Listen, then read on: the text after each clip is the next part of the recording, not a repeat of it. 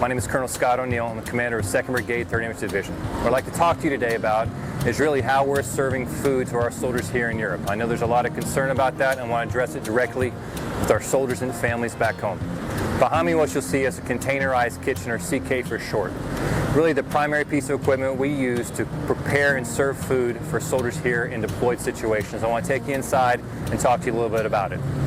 Okay, so here we are inside a containerized kitchen, or CK, and it's really the primary piece of equipment we use to prepare and serve food for our soldiers in field and austere environments.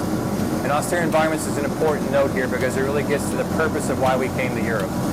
We came to Europe as part of the Defender Europe 20 exercise, and as part of that was our deployment was part of that, from Georgia through Germany into Poland. And the second part of that was really living and training in a field and austere environment.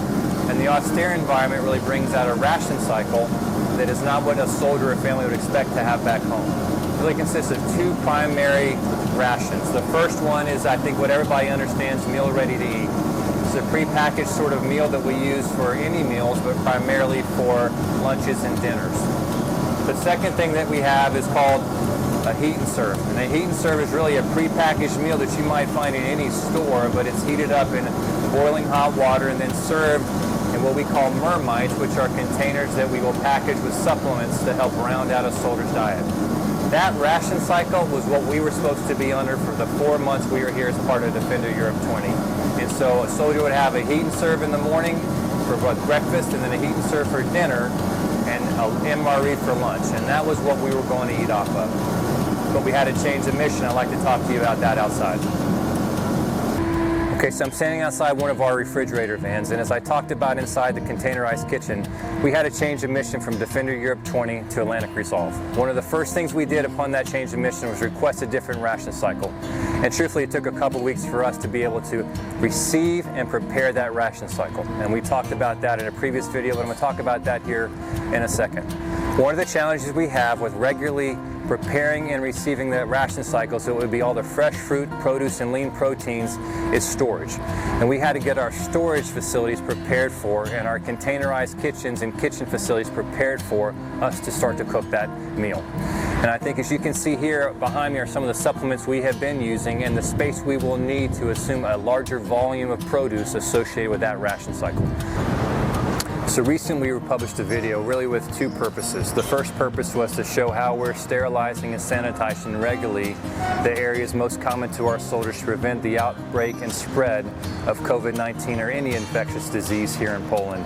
The second part of that video was to talk about how our soldiers are eating. Coincidentally, that was the first day we had an AMA ration cycle, which is really all the fresh fruit, produce, and lean protein that we would expect for any dining facility in Europe or back at Fort Stewart. A couple of issues came from that. One, I don't think it was appropriately distributed across the brigade, so not every soldier had access to that ration cycle for that first initial push. Second, I think it misled families back home and potentially soldiers here for how we had been eating, and that was not my intent at all. Now, here's what we're doing about it. As part of that initial request we had as we assumed Atlantic Resolve mission, and that is starting to take place. The 4th through the 6th of this month, we're going to have that same cycle, so a soldier will get a warm, hot breakfast and a dinner. It's going to be higher ingredients and a better quality than they've been serving so far. We're going to take a break on the 7th as the ration cycle fully kicks in, and then starting the 8th of April, soldiers should have access to those good quality fresh fruits, produce, and proteins that we'd expect in any dining facility anywhere in the world for the duration of our tenure here in Poland. Look, my first responsibility is to lead this brigade, and one of the things I want to make sure you understand is there's no intent ever to mislead you. So if you think there's something that we're doing that we can do better, please continue to communicate with us. We're here for you, we're here for your soldiers. That's our first priority, is to protect the force here and at Fort Stewart and ensure our soldiers and families are well postured to take care of the missions we've been asked to do for our country.